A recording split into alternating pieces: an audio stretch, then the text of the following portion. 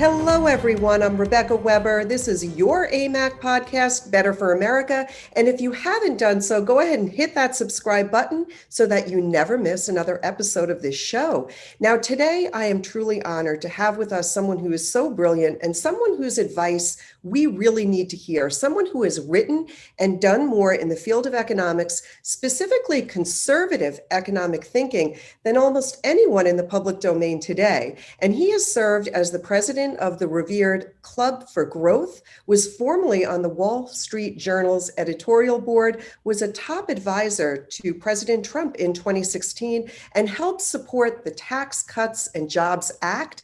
He is a strong defender of conservative economic thinking, tax cuts, and pro-growth policies, and we're honored to have him with us once again, a thinker and a doer, a true shaper of national policy, Mr. Stephen Moore. Steve, thank you for being here. Welcome to the show. Hi, Rebecca. Thanks so much. I appreciate those very kind words, and I love the work that you guys do there at AMAC. Wonderful. Steve, as someone who is really well-versed in economic trends and you have a good feel for what's happening out there, I really want to dive into our current economy. When you last joined us here, I think it was July of 2021, you compared the horrendous national rise of inflation to when Jimmy Carter was president in the 1970s. And our members can remember that time very well. As you look at the economy today, this is now 10 months later, we're not seeing a reversal of these trends. Do you think that the American consumer will continue to struggle through rising inflation? Many of our members, over 2.4 million, are on fixed incomes, and they're concerned. Their question is, will things get worse before they get better? Well, Rebecca, you're exactly right that when you talk about this tidal wave of inflation and it's getting worse. And remember, when you and I talked about this, what was that, 6 months ago, the Federal Reserve Board and the White House were saying, oh, it's temporary inflation and transitory. Well, it's been 14 months now of just cascading inflation where, when Trump left office in January of 2021, people are going to be surprised by this, but the inflation rate was about 1.6%. So we did not have an inflation problem under Donald Trump. That's and right. Then it's almost inconceivable that we would go from 1.6% inflation and 14 months later have 8.5% inflation. And this is a result of Biden's economic policies that have almost all been wrong. He's switched the dials in all the wrong directions, whether it's on energy policy, trade policy, regulation policy.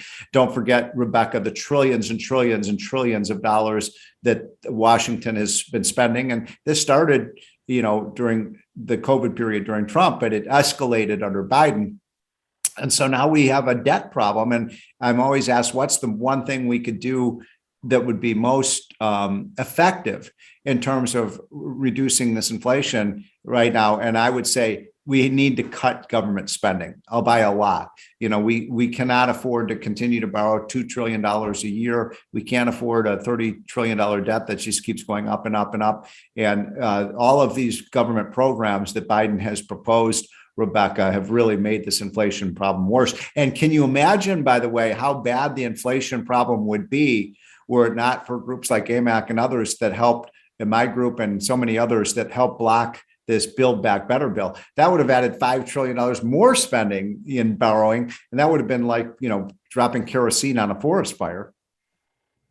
Yeah, thank you, Steve. I do want to take us back to 2016 when you and President Trump really created the most robust and high growth energy independent economy in America's history. And you published a book, a widely notable book, Trumponomics. And even President Trump himself said that this was an incredible book that really showed Trump's economic principles. Can you explain how you and Trump did such an outstanding job and really restored our country, and give us some insight on what it will take? What will it take for such success to happen again?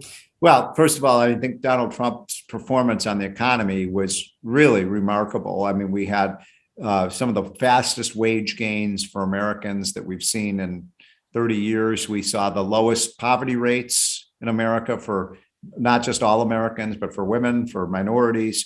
I always laughed when people said that, Trump was a racist. Wait a minute, there's very few presidents who did more for the economic advancement of minorities, Hispanics, and Blacks than Trump did. I mean, we had record low poverty, we had record low unemployment rate for Black and Hispanic workers. So we're really proud of our record, and it didn't happen by chance. And by the way, Donald Trump deserves all the credit. Larry Kudlow and others and me and others advised Trump, but he had very good instincts on this stuff. I mean, he's a businessman. He knew what works. I mean, that's what a difference to have a guy who's in business for 30, 40 years rather than somebody who's been in politics for 30 or 40 years. And so Trump, I didn't agree with everything Trump did on the economy, but I agree with almost all of it.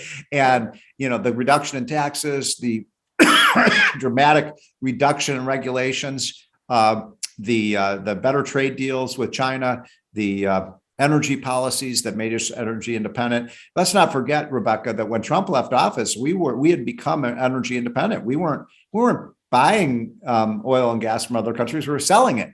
And now here we are 14 months later, and we've got to get our oil from Saudi Arabia and Iran and Russia. And it makes no sense. So I saw the president the other day, and I said, President Trump, that is. And I said, Mr. President, every day that Joe Biden has been in office, your presidency looks better. And it really is true.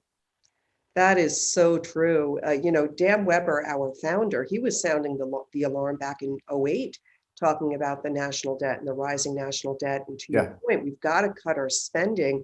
Everything that Joe Biden seems to be doing is hurting America. It's putting America last. And you've got to scratch your head and wonder how someone who's been in politics for so long doesn't get it and is making wrong decision, bad decision after bad decision after bad decision. You recently posted on Twitter, I believe it was earlier in April, that inflation was 1.6% when Trump was in office in January of 2021, and now it's at 8.5%, only 14 months later. Yeah.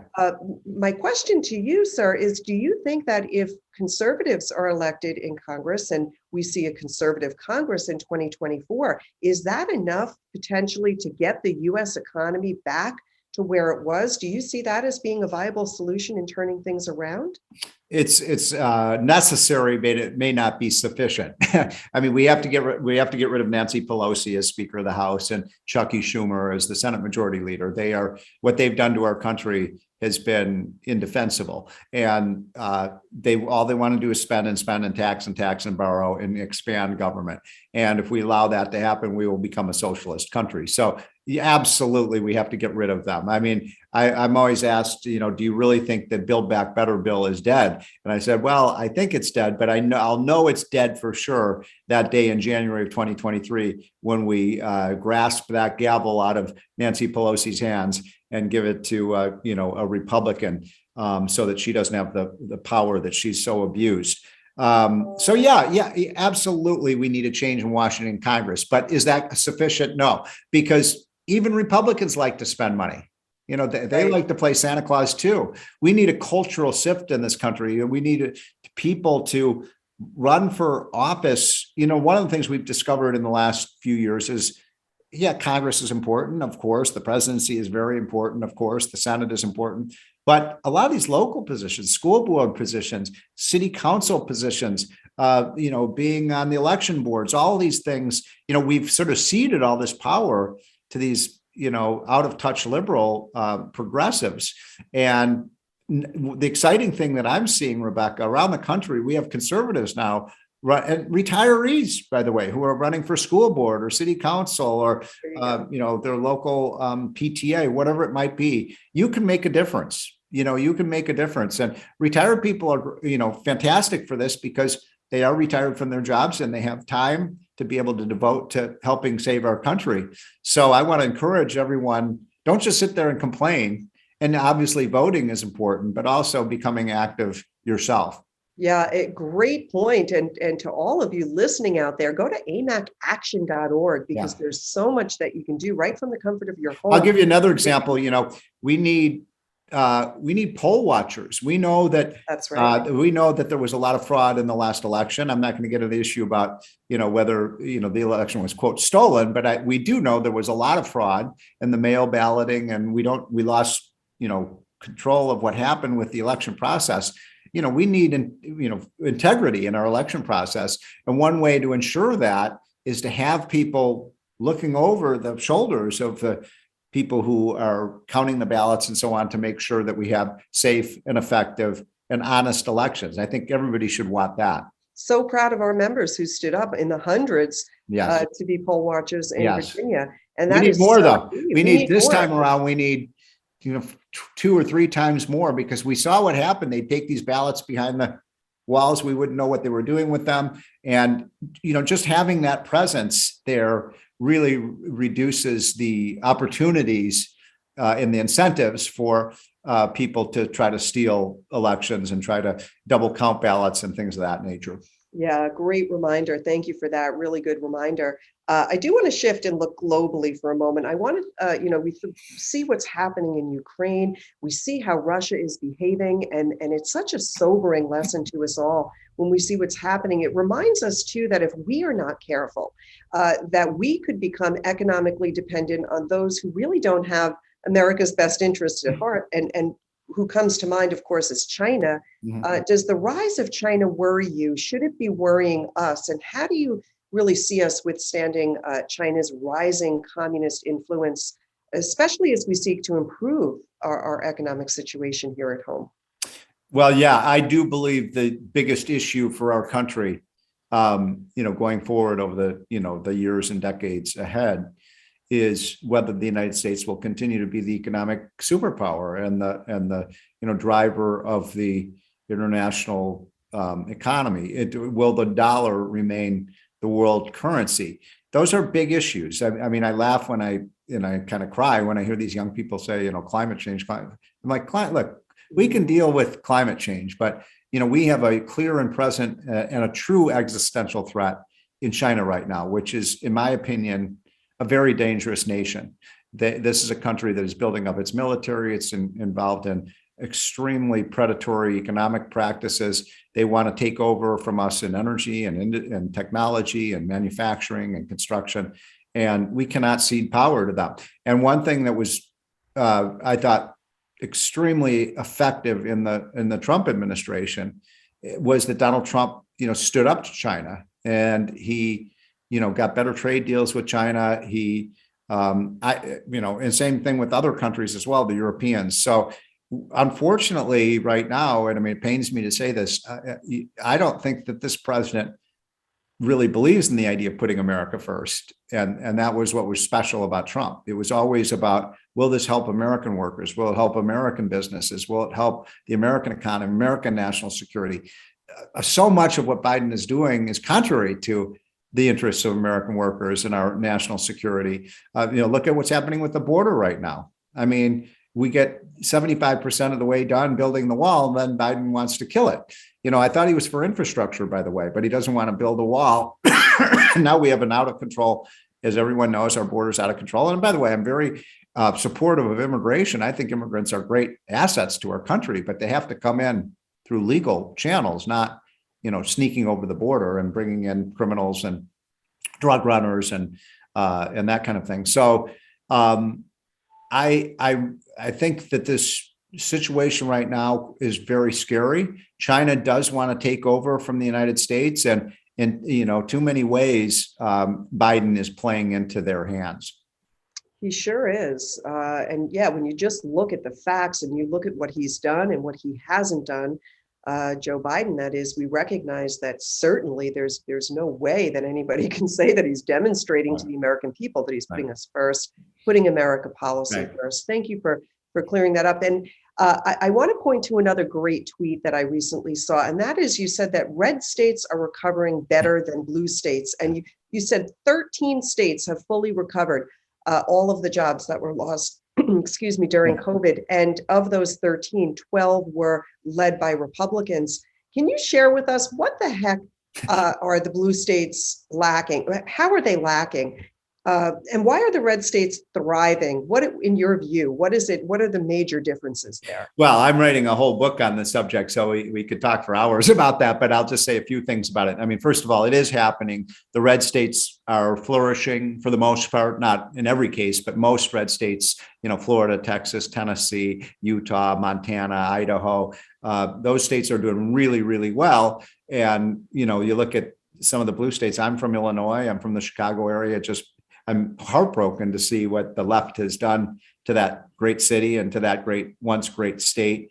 People are leaving in droves from New York, New Jersey, Connecticut, Illinois, California, and they're going to states that are have either, there's 9 states that have no income tax at all. So, that's Florida and Texas and Nevada and New Hampshire and Tennessee. You think it's just, by chance that people are moving to those states? No, I mean, taxes matter. People are moving to places that are more pro-business. The other quick point I'll make is that, the blue states of California and Illinois and New Jersey and New York and, Rhode Island, Michigan, those are the states that really shut down their economies during COVID. Whereas the states like Florida and Utah and South Dakota, they pretty much remained open, and they handled the COVID crisis much better. You look at governors like Ron DeSantis and Kristi Noem and Kim Reynolds of Iowa, who really did it right. And not only did they keep death rates low from COVID, which was the most important concern, but also they kept their schools open. They kept their economy. They didn't bankrupt their businesses as so many of these blue states did. And so I hope we've learned the lesson from that, what happened in 2020 and 21, that we should never allow our politicians to shut down our businesses and our restaurants and our churches and our schools. That was an outrageous power grab by the political class, and it was extremely negative. And we ran up $4 trillion of debt. We still had 1 million people die from COVID, so there's no evidence that these lockdowns had any positive effect whatsoever. Yeah, it's quite remarkable. And the American voter sees the difference in those conservative policies. And that's why people were, I would go to Florida, I traveled to Florida, during the COVID in the last couple of years, and people would be out getting on with their lives. People would be out and about. They'd be at the beaches. People were acting responsible. They were social distance, and people would wear masks and things of that nature, but they didn't shut down everything. When then you go to California, and it was like, dead cities where people couldn't even go out of their homes. And that was just so bad for the economy and catastrophic for people's mental health and so on. So I hope we don't do that again. But the red states really did show how to do it well. And Ron DeSantis has obviously become a real superstar, in terms of his handling of this. And so I'm really proud of the way a lot of these Republican governors performed. Yeah, our members really love Ron DeSantis. They're just thrilled at the way he's handled things. Yeah. And my only prayer and hope is that if you're a Democrat and you believe in all this crazy woke ideology, don't move to a red state and ruin it and try to bring your crazy policies. But the studies are now showing that the people who are moving, like out of New York and California, it's the more conservative people. So Florida is becoming more red as more and more people come, because they're now that means that in New York and New Jersey, they're going to just have all liberals there, and there's not going to be a lot of Republican voters left. But people are taking their money and their jobs and their businesses with them, and you can tell a lot about places, which places are thriving and which places are in decline by looking at which way the moving bands are going. Yeah. Oh, wow. Well, thank you for that. It's interesting. We'll have to see, and just pray that the 2022 midterm elections, that we see this red wave, because more and more people recognize that the conservative policies, the values that make this country so good, they're deteriorating. Well, I think if we have people, you're making a very important point. I do think it's going to be a really great monster year for the Republicans, but it's not going to, it has to happen because people are activated and are getting out and voting and getting, involved.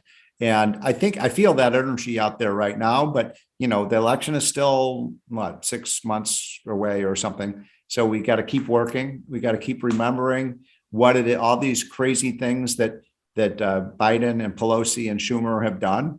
so that it can't happen and we can bring a halt to this craziness in Washington, because it's just so amazing to me how when Trump left office, the economy was in really positive shape. We had the vaccine out there now to help people. We had businesses reopening. And then Biden, I cannot believe how much he screwed everything up in just such a short period of time.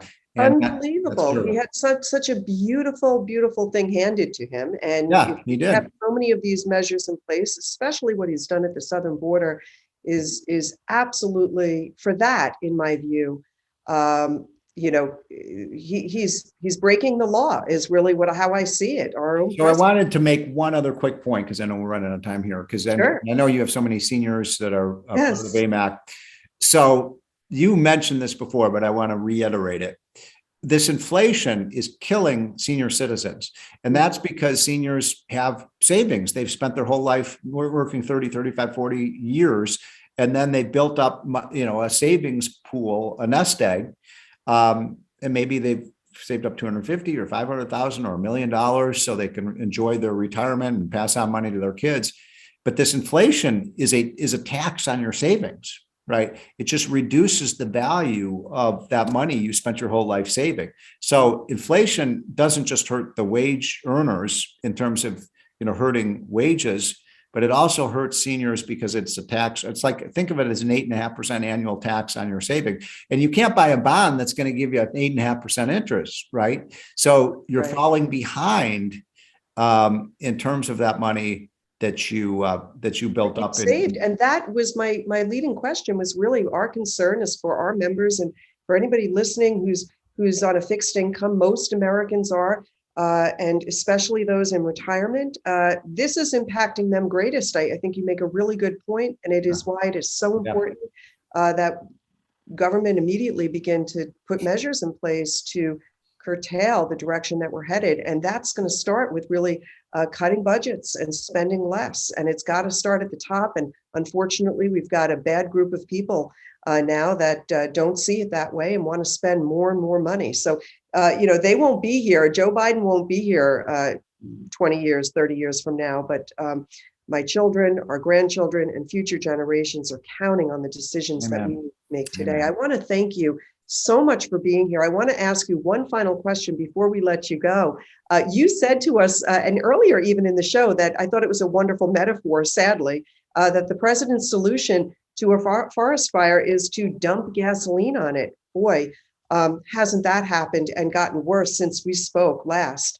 Can you leave us with a little bit of hope? Maybe give us some suggestions as to what we, the people, can do to extinguish this fire or help push back on this growing disaster. I'm going to quote my good friend Larry Kudlow from Fox News, who's a great friend, and he always says the cavalry is coming, and I believe he's right. The cavalry is coming in November. We are going to really, I think that the anger out there of the American people is profound. I mean, I've been in this business for 40 years. You saw what happened in San Francisco, a city that went 94% for Biden. And last month, they overturned their school board by 70% because people are angry at what the left is doing to our country, whether it's what they're doing to our schools, what they're doing to the border, what they're doing with crime, what they're doing with the rising gas prices, the inflation. All of these things are have created a kind of economic U-turn, and people are sick of it. There is a revolt going on in this country. You can feel it. I travel all the time. People are fed up, and they should be fed up. And so that's why I feel pretty good about things. I think we're going to see a real revolution coming, and a revolution of freedom and liberty and getting back to free markets and the policies that work. I've always said, every time I speak at AMAC, that the free enterprise system is the goose that lays the golden eggs, and we cannot allow them to slay that goose. Amen. Thank you so much, Stephen Moore. Really appreciate you being with us today, because your depth in economic thinking, your action and speaking out on these issues is so important. Well, I'm looking forward to coming out to Florida. I think it's next month when you have your big conference. Wonderful. We will see you at the national conference, the AMAC National Conference. So I'll be there. I'm coming. I'm speaking about all these things. I've got to show people all these amazing charts, that show, what's happened with the economy and how we fix things. So I hope people are going to go out there. I think it's in Orlando, is it not? That's right. And Right. for all of you listening out there, you will have the opportunity to tune in and catch all of that, which we're going to be sharing with you. We've got some amazing guests. It'll be in Orlando. Information on our website. You can go to amacaction.org. We'll have Don Jr. with us. We'll have entertainment from Diamond and Silk. Wow. And we're just so excited. Really. I'm excited to be on the same program with those people. And so it'll be, I'm really looking forward to seeing so many friends. And so anyway, I hope it'll be a beautiful time together. We'll be streaming. So all of you listening out there, you'll be right there with us. But the cavalry is coming in. So that's something that we have to be looking forward to. Thank you for leaving us with that bit of hope. I do believe 2022, we're going to see a red wave. And for everybody there listening, our members, it makes a difference. The conversations you have at the kitchen table with your friends, your family, your children, your grandchildren, it makes a difference. Share this podcast wherever you are and let people know that there's an organization that's fighting for you. Stephen Moore, thank you so much for joining us today. I'm excited to see you again next month. Thank you, Rebecca. For all of you listening, thank you for joining us.